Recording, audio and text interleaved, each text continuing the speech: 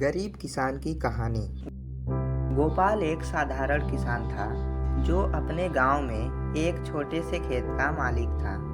उसके पास बहुत अधिक जमीन नहीं थी, लेकिन जितनी भी थी उसे अपने परिवार के लिए अनमोल मानता था। उसके लिए यह जमीन सिर्फ खेत नहीं थी, बल्कि उसकी जिंदगी, उसकी उम्मीद और उसके बच्चों का भविष्य थी। गोपाल की एक पत्नी मीरा और 2 बच्चे थे। एक बेटा सोहन जो 12 साल का था और एक बेटी रिया जो 8 साल की थी। उनका जीवन बहुत कठिन था, लेकिन गोपाल ने कभी भी हार मानने की नहीं सोची थी। गांव में खेती ही उनकी मुख्य आय का स्रोत था।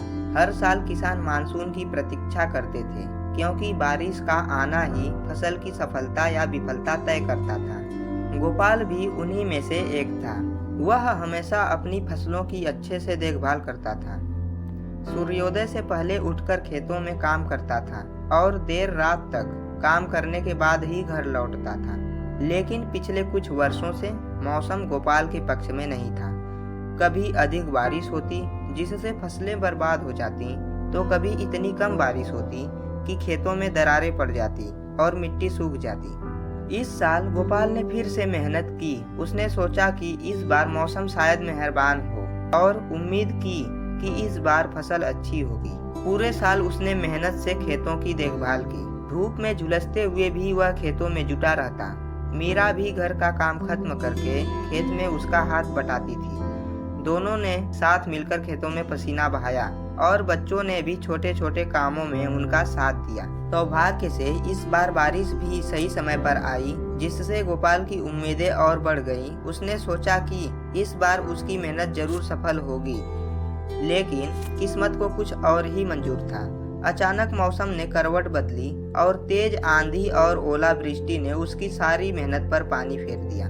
खेतों में लहलहाती फसलें तहस नहस हो गईं। ओले गिरने से धान की बलियां टूटकर बिखर गई और गोपाल की आंखों के सामने उसकी सारी मेहनत बर्बाद हो गई। वह सब कुछ देखता रहा, लेकिन चाहकर भी कुछ नहीं कर सका।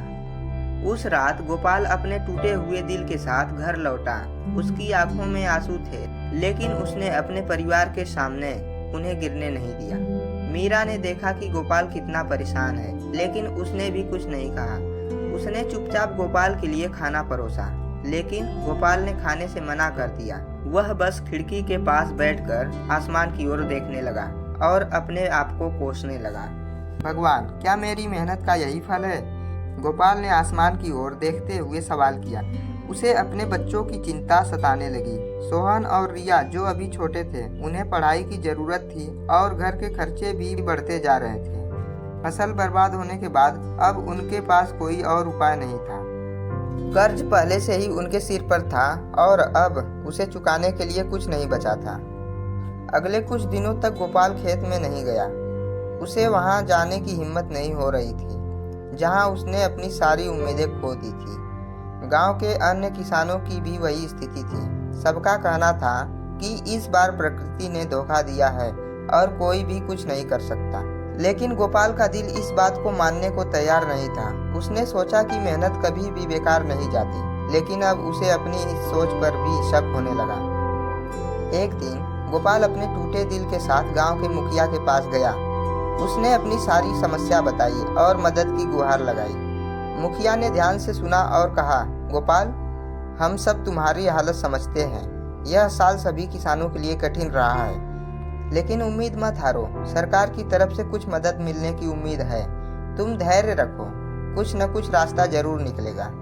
मुखिया की बातें सुनकर गोपाल को थोड़ा सुकून मिला, लेकिन वह जानता था कि सिर्फ इंतजार से कुछ नहीं होता। उसे अपनी समस्याओं का समाधान खुद निकालना होगा। उसने सोचा कि वह गांव के बाहर शहर में जाकर मजदूरी करेगा, ताकि कुछ पैसे कमा सके और अपने परिवार की मदद कर सके। लेकिन यह विचार उसे भारी लगने लगा। उसने पूरा जीवन खेतों में बिताया था और अब शहर में जाकर मजदूरी करना उसके लिए आसान नहीं था।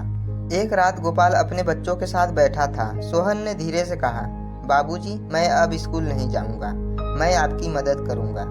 गोपाल का दिल यह सुनकर टूट गया। वह नहीं चाहता था कि उसके बच्चे भी उसकी तरह खेतों में काम करें।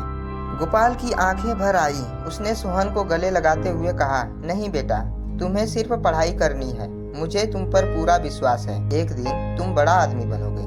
मेरी सारी उम्मीदें तुमसे हैं। तुम्हें मेरी जगह नहीं लेनी है, बल्कि अपनी पढ़ाई पूरी करनी है। सोहन ने सिर हिलाया, लेकिन उसकी आंखों में चिंता साफ झलक रही थी। रिया, जो अब तक चुपचाप खड़ी थी, दौड़कर गोपाल के पास आई और बोली, बाबूजी, आप जल्द वापस आओगे ना? गोपाल ने उसके सिर पर हाथ फेरते हुए कहा, हाँ बेटा, मैं जल्द ही वापस आऊँगा, लेकिन तुम भी अपनी पढ़ाई पर ध्यान देना और माँ का कहना मानना। मीरा की आंखों में आंसू थे, लेकिन उसने उन्हें छिपाने की कोशिश की और कहा, सावधान रहना और जितनी जल्दी हो सके लौट आना। अगले दिन गोपाल शहर की ओर निकल पड़ा। गांव से शहर का सफर गोपाल के लिए बिल्कुल नया था। वह पहली बार अपना गांव छोड़कर शहर जा रहा था। गांव की मिट्टी, खेतों की महक और परिवार के साथ बिताए हर लम्हे को याद करते हुए उसका दिल भारी हो रहा था। लेकिन उसकी मजबूरी उसे आगे बढ़ने पर मजबूर कर रही थी। उसे अपने परिवार की चिंता थी और यही चिंता उसे हर कदम बढ़ाने के लिए प्रेरित कर रही थी। शहर पहुंचकर गोपाल को काम ढूंढने में काफी संघर्ष करना पड़ा। उसे समझ नहीं आ रहा था कि कहां से शुरुआत करें। उसके पास कोई खास विशेषता नहीं थी और शहर की चकाचौंध और भीड़ भाड़ से वह डर सा गया था। कई दिन तक उसने इधर उधर काम की तलाश की, लेकिन कहीं से भी कोई अच्छी खबर नहीं मिली। कभी कभी उसे छोटी मोटी मजदूरी मिल जाती, जिससे वह थोड़े पैसे कमा लेता, लेकिन वह पर्याप्त नहीं थी। हर रात गोपाल अपने गांव और परिवार को याद करता था। मीरा की चिंता, सोहन और रिया की मासूम आंखें उसे चैन से सोने नहीं देती थी। उसने सोचा कि अगर वह जल्द ही कुछ अच्छा काम न कर पाया तो वह अपने परिवार को कैसे संभालेगा। उसे गांव के कर्ज देने वालों की धमकियां भी याद आती और यह ख्याल उसे और परेशान कर देता। फिर एक दिन गोपाल को शहर के एक बड़े निर्माण स्थल पर मजदूरी का काम मिल गया। यह काम बहुत कठिन था, लेकिन गोपाल ने इसे खुशी खुशी स्वीकार कर लिया। उसने सोचा कि यह काम उसके परिवार के लिए थोड़ी राहत लाएगा। दिन भर वह पत्थर और सीमेंट ढोता और रात को अपने छोटे से कमरे में जाकर सो जाता। उसकी पीठ में दर्द होता, हाथों में छाले पड़ गए थे, लेकिन फिर भी उसने हार नहीं मानी। उसकी मेहनत धीरे धीरे रंग लाने लगी और उससे कुछ पैसे जमा होने लगे। हर हफ्ते गोपाल अपनी कमाई का कुछ हिस्सा घर भेज देता था। जब मीरा को ये पैसे मिलते तो उसकी आंखों में थोड़ी राहत की झलक दिखाई देती। उसने अपने बच्चों को यह बताया कि उनके बाबूजी बहुत मेहनत कर रहे हैं और वे जल्द ही वापस आएंगे। सोहन और रिया अपने बाबूजी के लौटने का बेसब्री से इंतजार कर रहे थे। वे दोनों अब अपने स्कूल में और मेहनत से पढ़ाई करने लगे ताकि अपने पिता का सपना पूरा कर सकें। इधर गोपाल की सेहत धीरे धीरे बिगड़ने लगी। कड़ी मेहनत और खराब जीवन शैली ने उसके शरीर को कमजोर कर दिया था। एक दिन काम करते समय वह अचानक गिर पड़ा। उसके साथ काम करने वाले मजदूरों ने उसे अस्पताल पहुंचाया। डॉक्टर ने बताया कि गोपाल का शरीर कमजोरी की वजह से जवाब दे रहा है और उसे आराम की जरूरत है। लेकिन गोपाल के पास आराम करने का समय नहीं था। उसके दिल में अपने परिवार की चिंता थी और वह किसी भी कीमत पर काम जारी रखना चाहता था, क्योंकि उसके कमाए गए पैसों से ही घर के सभी सदस्यों का पेट भरता था। अस्पताल से छुट्टी मिलने के बाद भी गोपाल ने काम करना बंद नहीं किया। उसने अपने शरीर की परवाह किए बिना फिर से मजदूरी शुरू कर दी। उसके मन में सिर्फ एक ही विचार था, अपने परिवार के लिए पैसे कमाना और उन्हें एक बेहतर जीवन देना। लेकिन उसकी सेहत अब साथ नहीं दे रही थी। धीरे धीरे उसकी हालत और बिगड़ने लगी और आखिरकार उसे काम छोड़ने पर मजबूर होना पड़ा।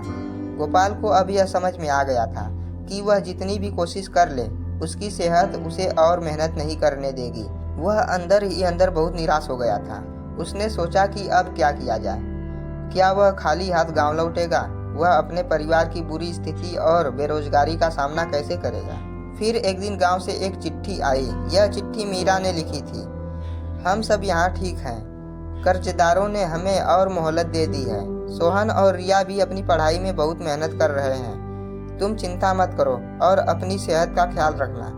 हम तुम्हें बहुत याद करते हैं। यह चिट्ठी पढ़कर गोपाल की आंखों में आंसू आ गए। उसने सोचा कि उसके परिवार ने हमेशा उसे हिम्मत दी है और अब वह भी हार नहीं मानेगा।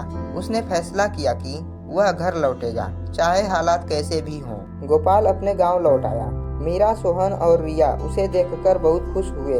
उनके चेहरे पर खुशी और आंखों में आंसू थे। गोपाल ने सोहन और रिया को गले लगाया और कहा, अब मैं कहीं नहीं जाऊंगा और अब हम सब मिलकर अपने खेतों को फिर से हरा भरा बनाएंगे।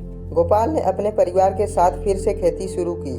उसकी सेहत अब पूरी तरह ठीक नहीं थी, लेकिन उसके दिल में फिर से उम्मीद जाग चुकी थी। अब वह जानता था कि किसी भी मुश्किल समय में हार मानना कोई विकल्प नहीं होता। मेहनत और धैर्य से हर कठिनाई का सामना किया जा सकता है। गांव के बाकी किसान भी गोपाल की इस नई सोच से प्रेरित हुए और सभी ने मिलकर अपने अपने खेतों को फिर से तैयार करना शुरू कर दिया। धीरे धीरे गांव में खुशहाली लौटने लगी। गोपाल के खेतों में फिर से फसलें लहलहाने लगी। उसकी मेहनत रंग लाई और इस बार मौसम ने भी उसका साथ दिया।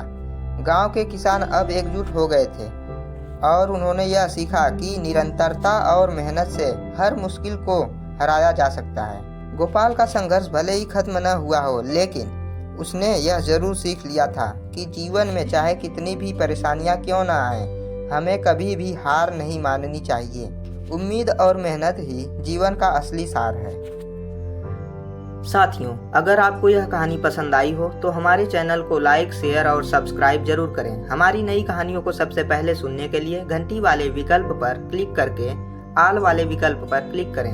वीडियो में अंत तक हमारे साथ बने रहने के लिए आपका दिल से धन्यवाद। आपका समर्थन हमें और भी बेहतरीन कहानियाँ लाने की प्रेरणा देता है।